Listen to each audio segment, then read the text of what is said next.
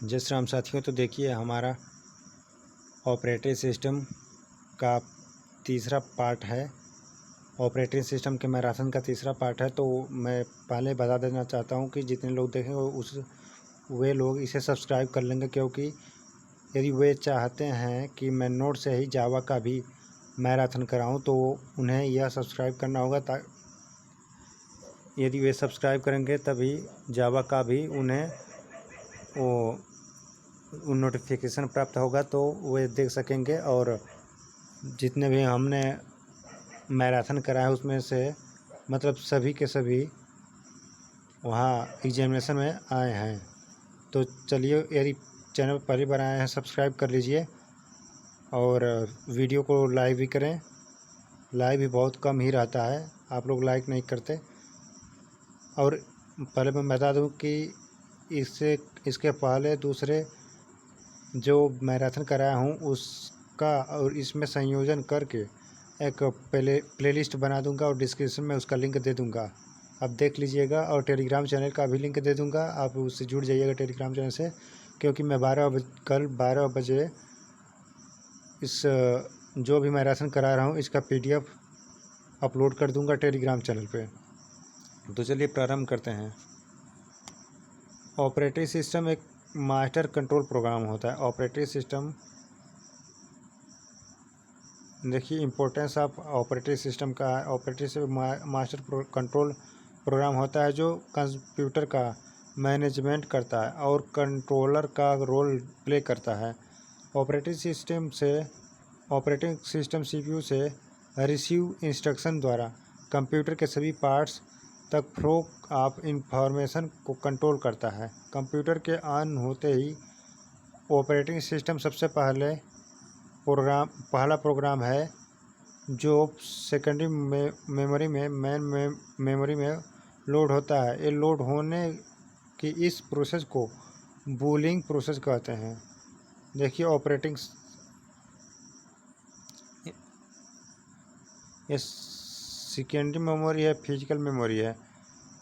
तो ऑपरेटिंग का यहाँ का है, यहाँ देखिए ऑपरेटिंग CPU से रिसीव इंस्ट्रक्शन द्वारा कंप्यूटर के सभी पार्ट तक फ्लो इन्फॉर्मेशन कंट्रोल करता है। कंप्यूटर जैसे ही ऑन होता है ऑपरेटिंग सिस्टम सबसे पहला प्रोग्राम है जो सेकेंडरी मेमोरी से मेन मेमोरी में सेकेंडरी मेमोरी है। ऑपरेटिंग सिस्टम में सेकेंडरी मेमोरी है, सेकेंडरी मेमोरी से मेन मेमोरी में लोड होता है। लोड होने के इस प्रोसेस को बूलिंग प्रोसेस कहते हैं। लोड होकर देखिए हो गया है, बूलिंग प्रोसेस इसे कहेंगे। इस डायग्राम को याद कर लीजिए, फिगर है बूलिंग प्रोसेस। या सेकेंडरी मेमोरी है या फिजिकल मेमोरी अथवा मेन मेमोरी है। ऑपरेटिंग सिस्टम जो होता है वो कंप्यूटर का सबसे इम्पोर्टेंट पार्ट होता है, क्योंकि हम इसकी हेल्प से एप्लीकेशन प्रोग्राम को एग्जीक्यूट करते हैं। कंपोनेंट ऑफ ऑपरेटिंग सिस्टम एक सिग्नल प्रोग्राम नहीं होता है, यह एक सेट ऑफ प्रोग्राम होता है। ऑपरेटिंग सिस्टम के रियल कोर्स को कर्नल कहा जाता है। दूसरा operating system important program user interface program होता है। इसमें यूजर हैं, एडमिनिस्ट्रेटर, एप्लीकेशन ये यूजर्स हैं, यूजर एडमिनिस्ट्रेटर प्रोग्राम। एप्लीकेशन में है GUI, CLU, utility apps, kernel है नीचे। हार्डवेयर है CPU, मेमोरी, इनपुट आउटपुट। यह कंपोनेंट ऑफ ऑपरेटिंग सिस्टम है, यह इसके कंपोनेंट है। तो इस डायग्राम का आप स्क्रीनशॉट ले लीजिए। चलिए आगे बढ़ते हैं।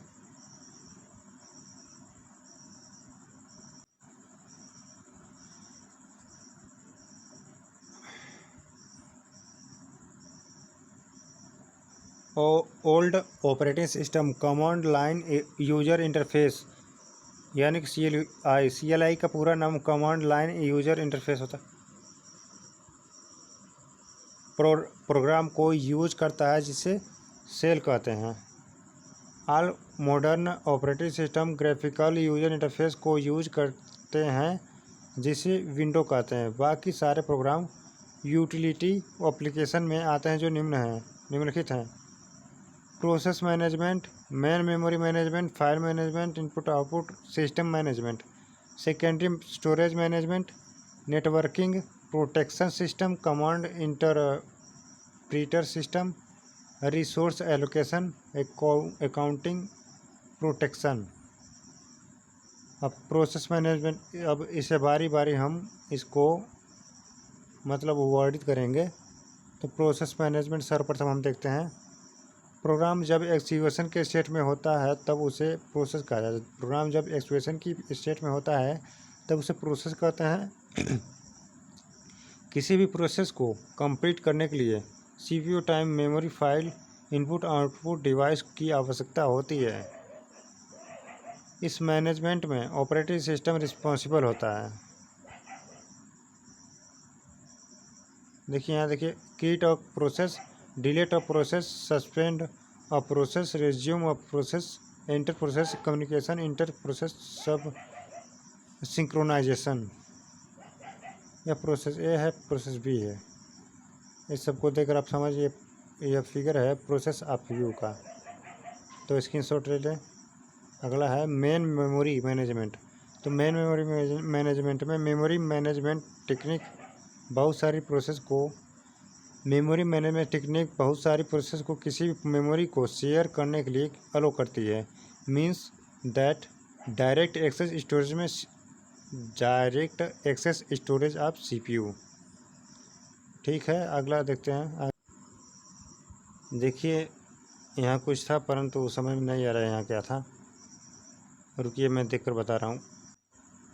देखिए यहाँ कुछ नहीं है, मेन मेमोरी मैनेजमेंट का है। जब बहुत सारी प्रोसेस मेन मेमोरी में होती हैं तो वह सीपीयू को शेयर करते हैं। जब बहुत सारे प्रोसेस मेन मेमोरी में होते हैं तो वह सीपीयू को शेयर करते हैं। किसी भी प्रोसेस के सीपीयू एग्जीक्यूशन के लिए उसे मेन मेमोरी में होना ज़रूरी होता है। जब प्रोग्राम का एग्जीक्यूशन कंप्लीट हो जाता है तब मेन मेमोरी में फ्री स्पेस डिक्लेयर कर देते हैं, जिससे नेक्स्ट प्रोग्राम लोड हो सके। फाइल मैनेजमेंट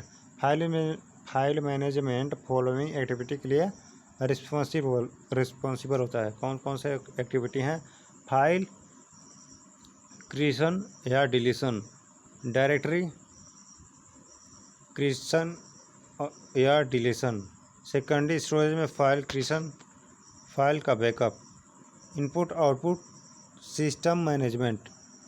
इस मैनेजमेंट सिस्टम में एक रनिंग प्रोग्राम इनपुट आउटपुट के लिए रिक्वेस्ट करते हैं। यह इनपुट आउटपुट एक फाइल या कोई इनपुट आउटपुट डिवाइस हो सकती है। इसके द्वारा किसी स्पेसिफिक डिवाइस के लिए स्पेशल फंक्शन को डिज़ाइन किया जाता है। इफ़िशियंसी और प्रोटेक्शन के लिए यूजर डायरेक्ट इनपुट आउटपुट का यूज नहीं करता है, इसलिए operating system input output service provide कराता है। डिफरेंट डिवाइस के बीच डिवाइस ड्राइवर्स के द्वारा कम्युनिकेशन करते हैं। अकाउंटिंग, अगला है अकाउंटिंग सर्विस के द्वारा कौन कौन से यूज़र किस टाइप के रिसोर्स को कितना यूज किए हैं का रिकॉर्ड रखा जाता है। प्रोटेक्शन क्या है? प्रोटेक्शन है ऑपरेटिंग सिस्टम में प्रोटेक्शन एक जनरल मैकेनिज्म होता है। ऑपरेटिंग सिस्टम प्रोटेक्शन एक जनरल मैकेनिज्म होता है। सभी रिसोर्स ऑब्जेक्ट को प्रोटेक्शन की ज़रूरत होती है। For example memory, process, file और डिवाइस, इन सभी को प्रोटेक्शन की आवश्यकता होती है। प्रोटेक्शन यानी कि सुरक्षा। प्रोटेक्शन मैकेनिज्म एरर को डिलीट करते हैं करने में और उसे प्रिवेंट करने में हेल्प करता है। कमांड इंटरप्रेटर सिस्टम, कुछ सिस्टम में कमांड इंटरप्रेटर ऑपरेटिंग सिस्टम का स्टैंडर्ड पार्ट होता है। कुछ सिस्टम में कमांड इंटरप्रेटर ऑपरेटिंग सिस्टम का स्टैंडर्ड पार्ट होता है। इसमें प्रोसेस को कीवर्ड द्वारा दिए गए कमांड से हैंडल किया जाता है। Example MS DOS operating system, Unix operating system. अब function of operating system, operating system के अब कार्य देख लीजिए, कौन कौन से ऑपरेटिंग सिस्टम के कार्य हैं। सिस्टम के एफिशिएंसी क्या है, सिस्टम के एफिशिएंसी इंटरफेस के लिए ऑपरेटिंग सिस्टम बहुत सारे ऑपरेशन को प्रोवाइड करती है जो उनके फंक्शन होते हैं। ऑपरेटिंग सिस्टम के फंक्शन निम्नलिखित हैं। कौन कौन से फंक्शन हैं ये देख लीजिए। Process management, memory management, file management, input output, device management, protection and security. अब इस चक्र को भी मतलब फंक्शन ऑफ ऑपरेटिंग सिस्टम इस प्रकार भी बना सकते हैं। ऑपरेटिंग सिस्टम के कौन कौन से फंक्शन हैं, user interface, protection, security, storage management, और ऊपर क्या है memory management, process management, device management. तो इसे बारी बारी नहीं देखिए, यह यहीं तक था। अब हम डेडलॉक पढ़ेंगे। डेडलॉक, यदि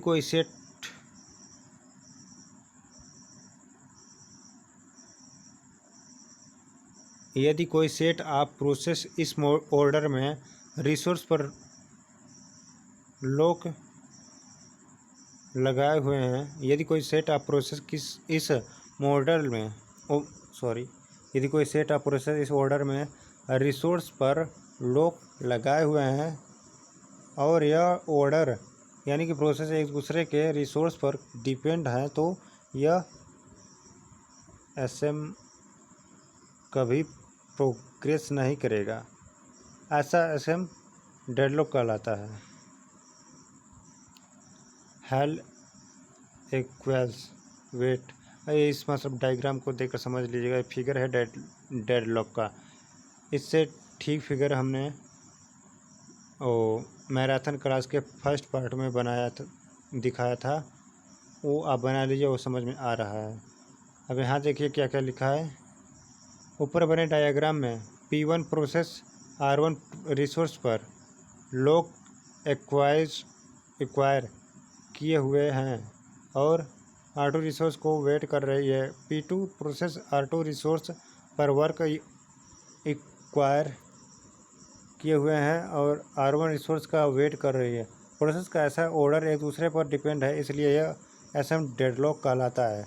condition of deadlock, condition for deadlock, किसी भी सिस्टम में डेडलॉक आने की फॉलोइंग कंडीशन होती हैं। म्यूचुअल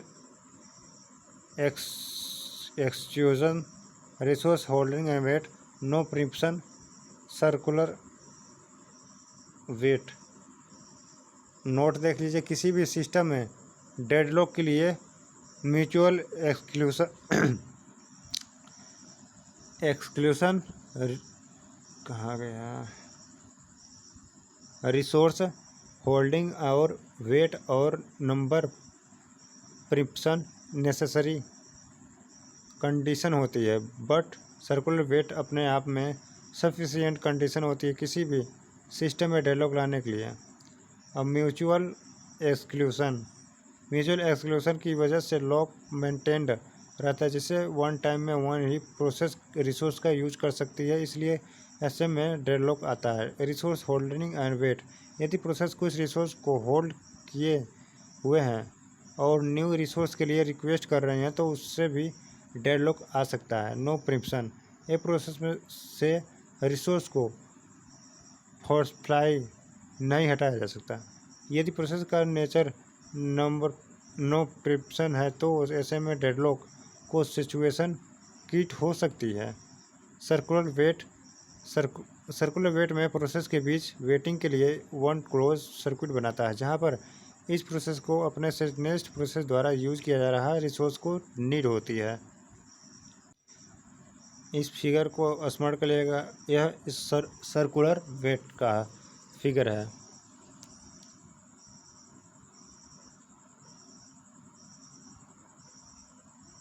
आप देखते हैं सॉल्यूशन फॉर डेडलॉक। डेडलॉक का सॉल्यूशन किस प्रकार इसका हल है ये देखेंगे। हम डेडलॉक को फॉलोइंग 3 मेथड से सोल्व कर सकते हैं। Deadlock prevention, deadlock avoidance, deadlock detection. Deadlock prevention क्या है? डेडलॉक एक ऐसी स्कीम है जिसमें हम किसी भी कंडीशन को वायोलेट यानी उल्लंघन करने के डेडलॉक को रोकते हैं। उल्लंघन करके डेडलॉक को रोकते हैं। Mutual exclusion, resource holding and wait, no preemption, circular wait. Mutual exclusion को रिमूव करके डेडलॉक को रोका जा सकता है, क्योंकि रिमूव करने के बाद फर्स्ट रिसोर्स के फर्स्ट टाइम पर कई प्रोसेस यूज कर सकते हैं, लेकिन इसमें सिस्टम की सिंक्रोनाइजेशन लास्ट हो जाएगी। नो प्रिम्पशन, प्रोसेस की प्रिम्पशन नेचर का बनाकर डेडलॉक को रोका जा सकता है, क्योंकि इसमें कुछ रिसोर्स हमेशा प्रोसेस को कंप्लीट करने के लिए अवेलेबल रहते हैं, लेकिन ऐसा करने से रिसोर्स की अवेलेबिलिटी बढ़ जाएगी। Resource of holding and wait, इसमें प्रोसेस के सभी स्टार्ट में ही उसे नीड ऑल रिसोर्स को एलोकेट करना होगा। इससे प्रोसेस किसी भी रिसोर्स के लिए वेट नहीं करेगी और डेडलॉक नहीं आएगा, लेकिन ऐसा करने से सिस्टम बहुत स्लो हो जाएगा।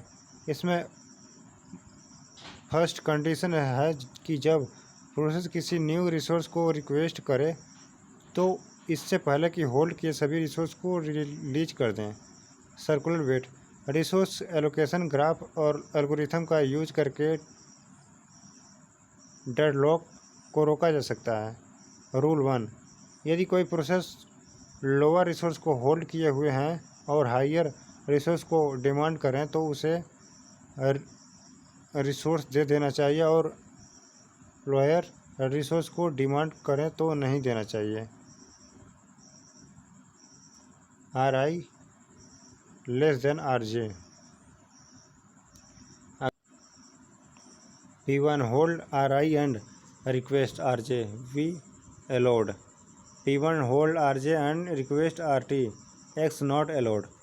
रूल नंबर 2, यदि कोई प्रोसेस रूल 1 को फॉलो नहीं करती तो उसके रिसोर्स को प्रिम्प्ट कर दो। रूल 3, प्रिम्प्ट किए हुए ऑल रिसोर्स की ऐसी प्रोसेस को एलोकेट कर दो जिसका नीड हो।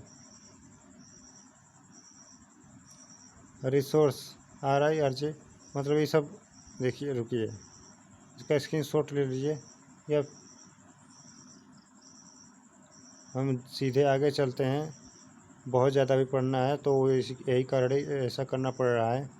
डेडलॉक डिटेक्शन, डेडलॉक प्रिवेंशन के द्वारा ऑल टाइम डेडलॉक को सक्सेसफुली नहीं रोका जा सकता, इसलिए डेडलॉक डिटेक्शन मेथड के द्वारा कुछ एक्शन परफॉर्म करके डेडलॉक को रोका जाता है।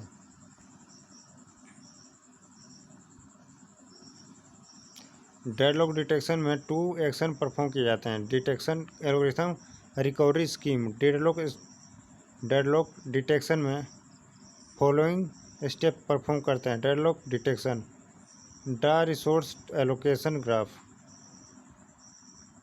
Cyclic wait among process, deadlock is confirmed. ऊपर लिखे गए प्रोसेस द्वारा हम यह पता लगा सकते हैं कि डेडलॉक SM में है कि नहीं। उसके बाद उसके ऊपर रिकवरी स्कीम परफॉर्म किया जाता है। रिकवरी स्कीम क्या होता है? रिकवरी स्कीम में फॉलोइंग 2 एक्शन परफॉर्म किए जाते हैं। Process termination, resource preemption. अब प्रोसेस टर्मिनेशन क्या है? प्रोसेस टर्मिनेशन में SM की किसी प्रोसेस को फोर्सफुली टर्मिनेट करके डेडलॉक को हटाया जाता है। Select with victim for fully termination based on the follows criteria. Process priority, low computation, less resource held, many interactive process are batch. इन सबको पढ़ लेना। अब मैं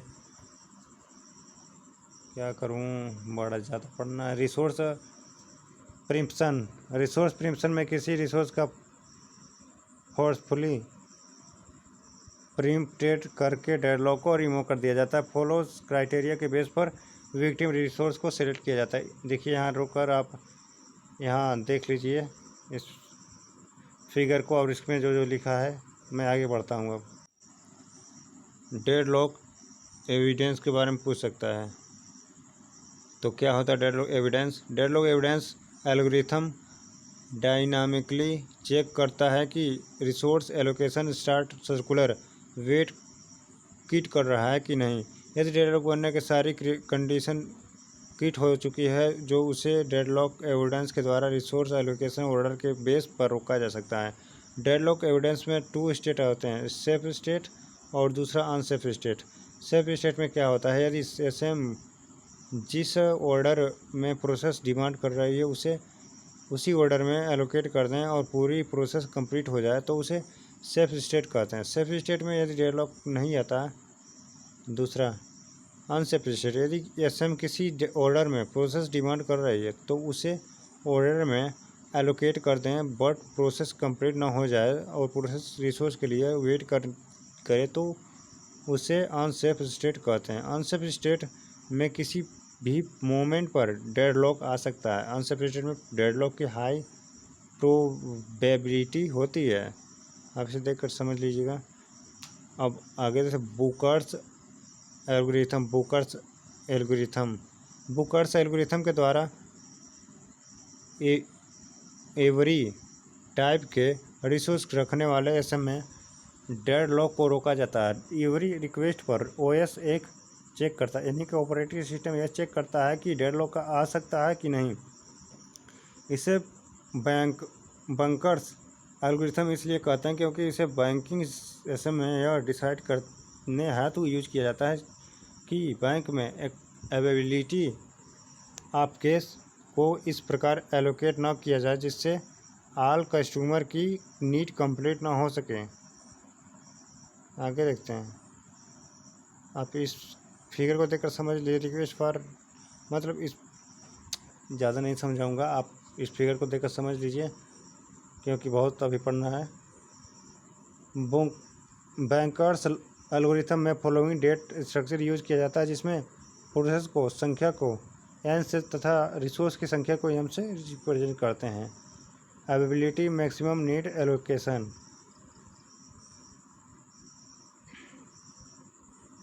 अवेलेबिलिटी क्या है? अवेलेबल क्या है? अवेलेबल यह एक्सप्लेन करता है कि एसएम के पास कितने रिसोर्स हैं। बंकर्स एल्गोरिथम में डिफरेंट टाइम पर अवेलेबल चेंज होता रहता है। चेंज हुए अवेलेबल का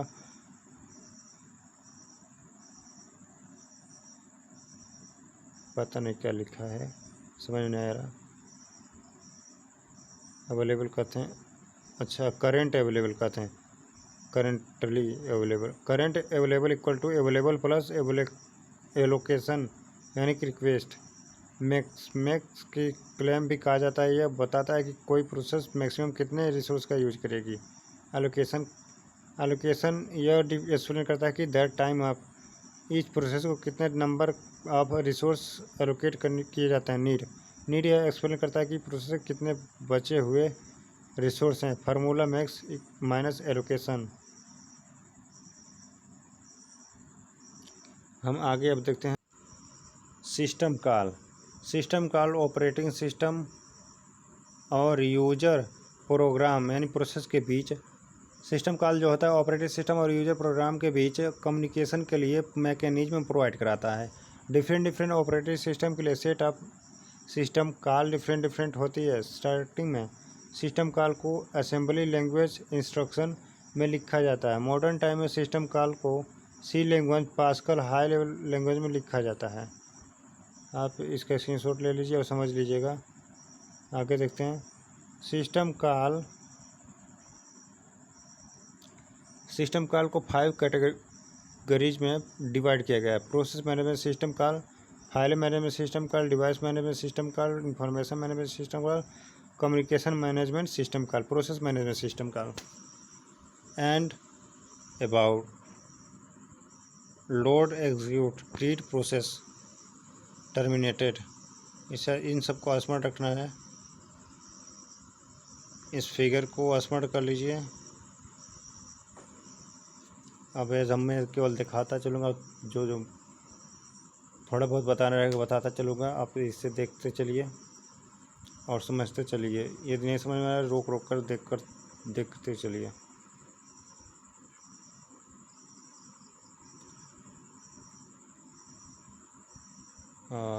ये तो समझ में नहीं आ रहा है, पता नहीं क्या क्या लिखा है।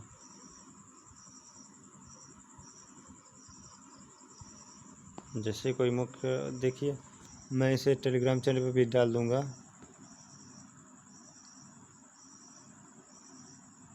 देखिए ये इम्पोर्टेंट है, पेज रिप्लेसमेंट। यहाँ से देखते हैं, पेज फॉल्ट पूछ सकता है यह। Page fault demote paging scheme में जब यूजर मेन मेमोरी में नॉट अवेलेबल पेज को डिमांड करता है तब पेज फॉल्ट हो जाता है, और इस कंडीशन में हम स्वेपिंग प्रोसेस की नीड होती है। स्वेपिंग के द्वारा डिस्क्राइब डेसिरेबल पेज को सेकेंडरी स्टोरेज से मेन मेमोरी में लिया जाता है। इनवैलिड तरीके से मार्क किए गए पेज को एक्सेस करने से पेज फॉल्ट आता है। अब पेज रिप्लेसमेंट क्या है? पेज रिप्लेसमेंट डिमांड पेजिंग का एक बेसिक होता है। पेज रिप्लेसमेंट को लॉजिकल मेमोरी और फिजिकल मेमोरी के बीच डिफरेंस को कंप्लीट करता है। इस मैकेनिज्म की हेल्प से प्रोग्रामर के लिए स्मॉल फिजिकल मेमोरी पर लार्ज वर्चुअल मेमोरी की अवेलेबल कराई जाती है। डिमांड पेजिंग स्कीम में जब पेज फॉल्ट आता है और कोई भी फ्रेम फ्री नहीं होता तब हमें ऐसे फ्रेम को सर्च करने की नीड होती है। तो करेंटली यूज नहीं आ रहा है तो हम उसी फ्रेम को स्वेप आउट कर देने और डेसिरेबल पेज को मेन मेमोरी में स्वेप इन कर देते हैं।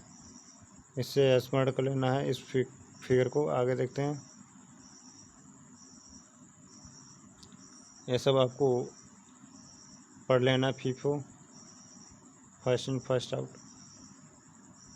हम जल्दी जल्दी से समाप्त करते हैं। देखिए ये सब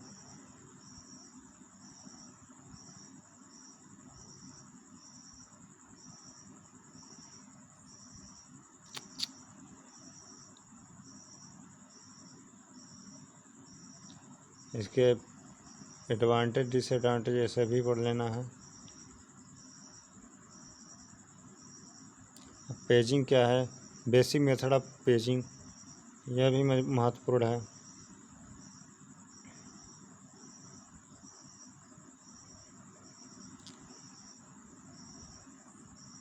पेजिंग एक्सटर्नल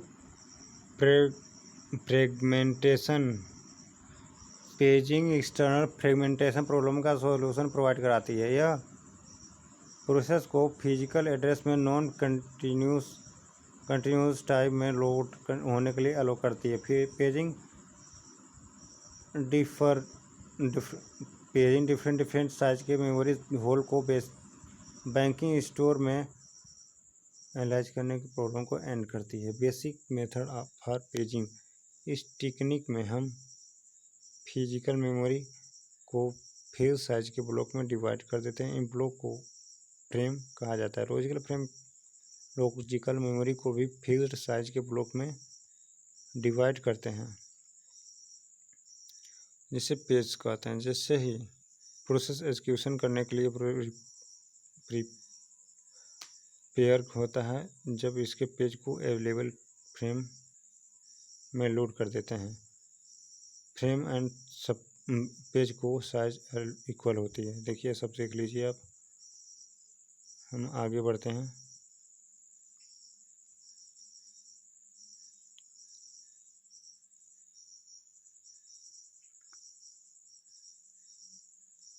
इन सबको पढ़ लीजिएगा रोक रोक कर, ये सभी महत्वपूर्ण हैं।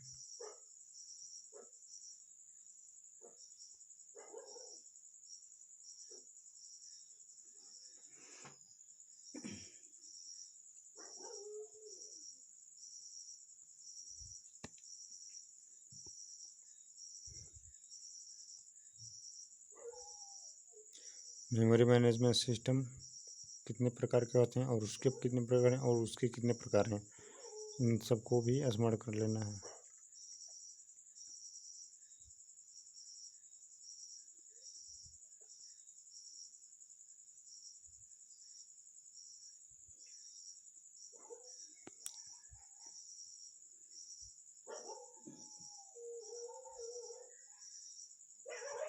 देखिए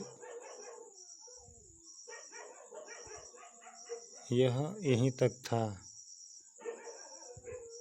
27 पेज तक है, सब डिजिटल इलेक्ट्रॉनिक लगता है आ गया है इसमें।